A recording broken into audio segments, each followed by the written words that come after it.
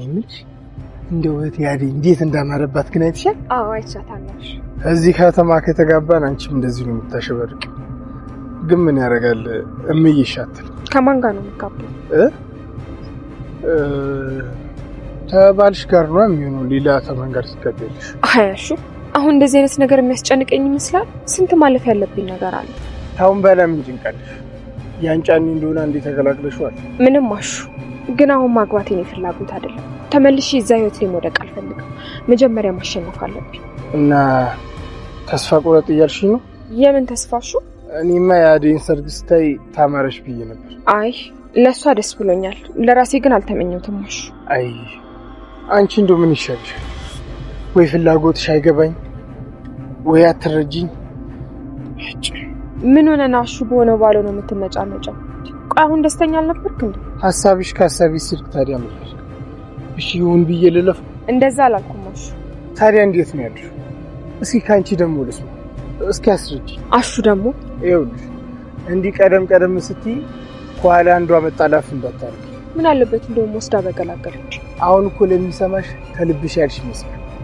አሁን ቤድ ማን ሆነና መጀመሪያ ላይ የሚያለቅሱ? ለኔ አታስባሽ፣ ችግር የለውም። ይሻላል። የሚሻለውን አንተ ነው የምታውቀው አሹ። እኔ ምን ብዬ አንተ እነግርሃለሁ። አደይ ግን ከቅድም ጀምሮ ምንም ጥሩ ስሜት እየተሰማኝ አልነበረ። አይዞሽ ጓደኛዬ ተረጋጊ። ትንሽ ቆይተን ደግሞ እንደውለታለን። ቆይ መቼ ነው ይሄ ሁሉ ነገር የሚያበቃው? ያበቃል።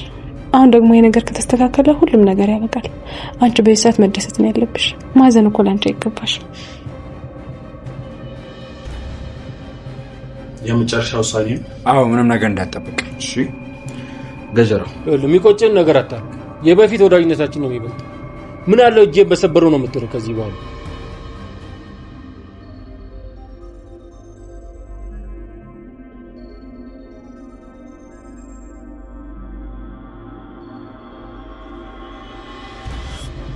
ይህንን ጥያቄ ሁላችሁም ሳትዋሹ ብቻ መልሱልኝ። በደንብ ያማረበት ከዚህ ሙሽሮቹ መሃል ላይ ማን ይመስላችኋል?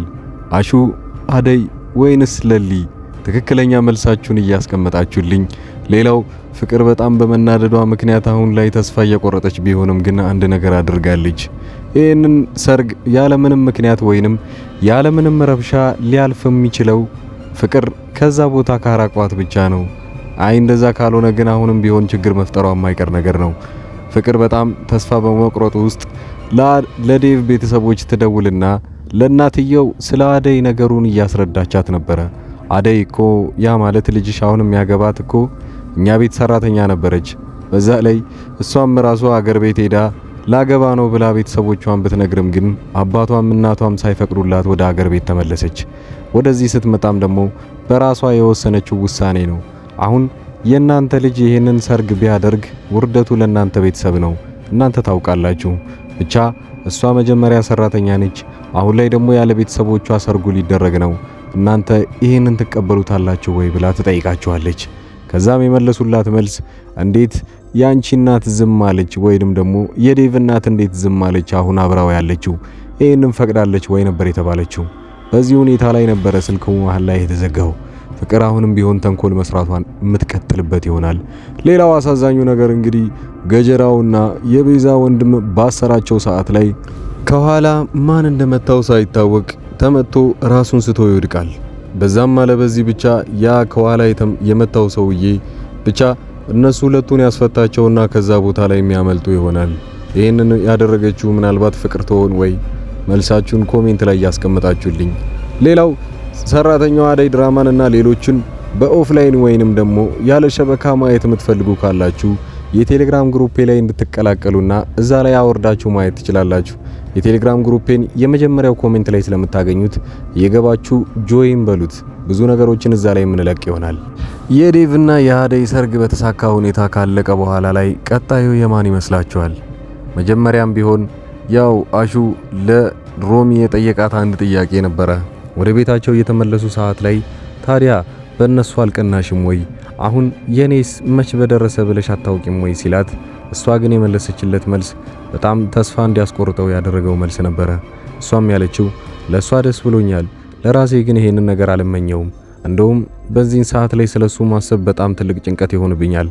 አንተም ቢሆን ደግሞ ይሄንን ነገር እያነሳ አስሬ አታጨናንቀኝ ትለዋለች። ተይ አሁን በአፍሽ የምትይውን ነገር እኮ እንደው በልብሽ እንዲሆንልሽ አትፈልጊም አይደል? አሁን አንዷ መታ እኔን ብታፍሰኝ ዝም የምትይ ይመስልሻል ብሎ ሲጠይቃት እንደውም ባደረገውና በገላገለኝ ስትል አሹ ይደነግጣል። ጭራሽ እኔ እንዲሄድላትና እንድትሸሸኝ ነው የምትፈልገው ማለት ነው ብሎ ብቻውን ደርቆ ቆሞ ነበረ። እሷ እንኳን ጥላው ስትሄድ ሰራተኛዋ አደይ ድራማ ላይ አብዛኞቹ ጥንድ ጥንድ ሆነው እንደቀሩ ታውቃላችሁ። ለምሳሌ ሩታ አሁን ላይ ዶክተሩን ጥብቅ አርጋ መያዝ ትፈልጋለች። በዛ ላይ ፍቅር ይዟታል። ዶክተሩ ግን ሊረዳት ያልቻለው ነገር ቢኖር እሷም ግልጽ ስላልሆነችለት ምን ፈልጋ ነው ወደኔ እየተመላለሰች ያለችው ብሎ እያሰበ መጥቷል። ሌላው ዳይመንድ ደግሞ ከዱርየዋ ሴት ጋር እንዲሁም በጥላቻ ቢሆንም ግን እስካሁን ድረስ ነገራቸው ወይንም ደግሞ አብዛኛውን ጊዜ እየተጣሉ ቢሆንም ግን መጨረሻ ላይ ሁለቱም መጣመራቸው አይቀርም። ኪንጎም ደግሞ ያው መጀመሪያም ቅምጥልን ጠበቅ አድርጎ ይዟታል። ሌላው የቀሩት ደግሞ ፍቅር ብቻ ነች። ፍቅርም እስካሁን ብቻዋን የቀረችው ከተንኮሏ የተነሳ እንጂ እሷም ቢሆን አፍቃሪ እንዳላት አትርሱ። ምናልባት ተረድታውና አብራው የምትቀጥል ከሆነ የቤዛን ወንድም ልታገባው ትችል ይሆናል። ባቡሬ የለሊን የቤት ካርታ ለማስመለስ ብሎ ከነገጀራው ጋር የጀመረው አንድ ግብ አለ። ታዲያ ይህንን ነገር ማድረግ የፈለገው ለሊ ሳታውቅና እንዳትጨናነቅብኝ ብሎ ነበር ያሰበው። ሁለቱን አንድ ላይ ያክታቸዋል። ከዛም በኋላ ያው የለሊን የቤት ካርታና ሙሉ ሰነዶች እስካልመለሱ ድረስ ከዚህ ቦታ እንደማይወጡ ተነገራቸው። ነገር ግን እነሱ በተደጋጋሚ እኛ እንዳላየነውና ከዚህ ቦታ ላይ እኛም መፍታት እንዳለብን ተናግረናል ይለዋል። በተለይ ገጀራው ከዚህ በፊት እንደዛ አስራየኝና እናትህም ብለህ እንደዛ ስትመታኝ ወይንም ስታሰቃየኝ የነበረው ዝም ያልኩልህ የእናት ነገር ሆኖ ነው። በአሁኑ ግን ዝም አልልህም፣ ብትለቀኝ ይሻላል በጊዜ እያለው ገጀራው ያው ለባቡሬ ነገሩን እያስጠነቀቀው ነበረ። ሌላው ደግሞ የቤዛ ወንድም ነገሩን የሚፈልገው እህቱ እንድትፈታለት ብቻ ነው። ይህንን ሁሉ ተንኮሎች ያደረገው እሱ ገጀራው እሷን አደፋፍሯት ወይንም ደግሞ አስገድዷት ነው። መድኃኒቶችን እየቀየረ የሚሰጣት እሱ ገጀራው ነው ብሎ ትልቁን ሚስጥር ከገጀራው ስራ ያወጣበታል። ገጀራው ይናደዳል። እንዴት አንድ ላይ ታስረን ይከዳኛል ብሎ እንዲያስብ አድርጎታል። ከዛ በኋላ የሚፈቱ ከሆነ ምናልባት ገጀራው እዛው የቤዛን ወንድም ሊያሰቃየውና የሆነ ነገር ሊያደርገው ይችላል። ያንን ትልቅ ሚስጥር ስላወጣበት ባቡሬ ይህንን ሚስጥር ይዞ ሄዶ ለዶክተሩ መናገር ይችላል። ዶክተሩም ከየት እንደመጡና ትክክለኛ መድኃኒቶቹ ማን እንደሚያደርስና ዋናው ተጠርጣሪ ቤዛ ሳትሆን ገጀራው እንደሆነ የሚደርስበት ይሆናል። ይህም ፖሊስ የሚያዩ ከሆነ ደግሞ ገጀራው ወዲያውኑ እስር ቤት የሚገባ ይሆናል ማለት ነው። ያም ሁሉንም ነገር እንዲጨርሱ ያደርጋቸዋል። በዚህ በኩል ደግሞ ለሊ የጠፋባት ሰነዶች መቆየት የሌለባቸው ሰነዶችም አብረው አሉ። እነዛ ሰነዶች ከጊዜ ብዛት ይልቅ እየቆዩ በመጡ ሰዓት ላይ ምናልባት የሷን ንብረቶችና ሌሎች ነገሮችንም ሊያበላሹባት ይችላሉ።